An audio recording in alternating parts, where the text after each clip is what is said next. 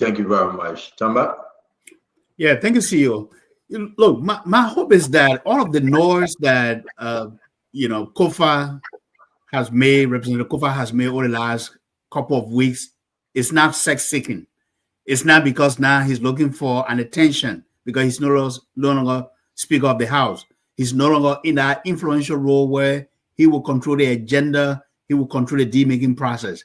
It is my hope, and I know he comes from the CDC opposition bloc, because sincerely, if we are championing Liberia, if our legislature are working on behalf of the people who represented them, who they are there to represent, rather, they will be making deals and cutting deals on behalf of the people. This Oranto deal doesn't give us enough control that we are looking for. And Mame, I will go further. I think the entire petroleum law of Liberia needs to be brought back to, under the scrutiny and revised and give us, the Liberian people, greater control over our natural resources. 15%. You imagine 15% out of 100% is coming to Liberia. 10% go to Nukar, right? Okay, that's a 20%. 10% go to Nukar, 5% go to Liberian-owned businesses, and 5% go in a fund for Liberia, for Liberian people. But even that, it raises more questions. How are we determining who the 5% businesses are? What's the criteria for the selection of these businesses? Who is selecting these businesses? How about the fund that says going to 5% for Liberia? How is that fund being set up? How is that money going to be used? So it's like they are placating us Liberian people to say, hey, you have 5% of this deal. This money is going to go into a fund.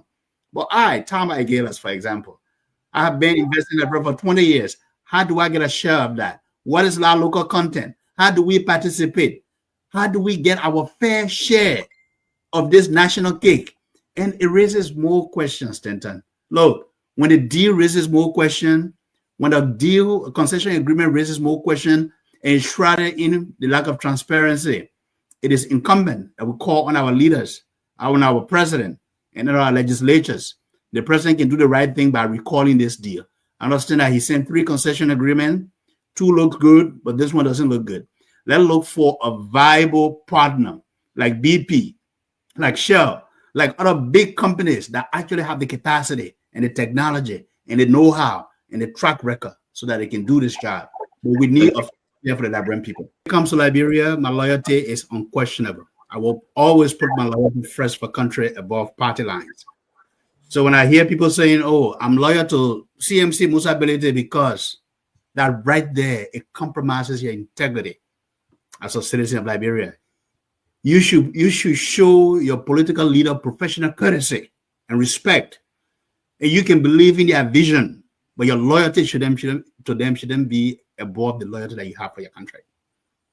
And that brings me to, and Dr. George, this is not to ding you tonight, but that brings me, when you guys quote Machiavelli.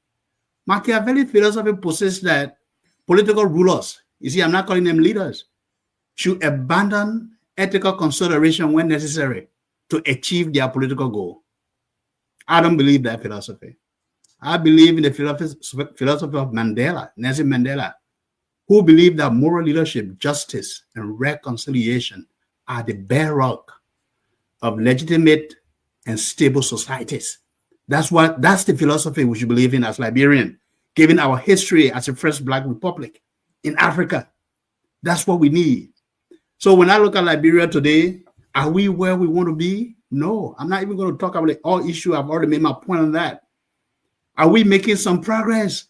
We have seen trends towards positive improvements, but we are still challenged as a nation. When you look at the Afrobarometer report of 2025, 61% of Liberians believe and have expressed optimism about the future, which means Liberia and Liberians are hopeful. And we want our leaders to give Liberians that hope. We want them to work by creating the environment, the opportunities needed for the tens of thousands of young people, graduates who can find jobs. That's the kind of Liberia we want.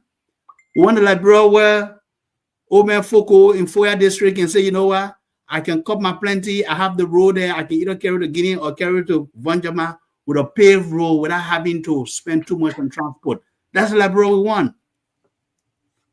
Look, Stanton, we are too passionate about this country.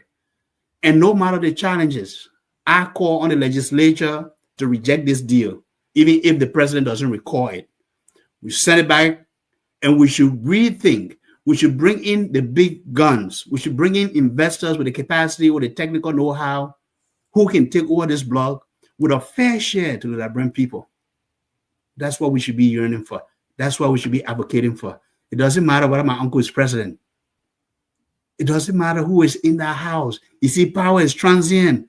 It doesn't matter who is in state, who is at finance today. You should always think about the people, and you should always serve with excellence and integrity. And that's the kind of nation we are looking for. Stanton, it's always a pleasure to be here, man. Thank you so much for your time. Thank you very much, Brother Tamba.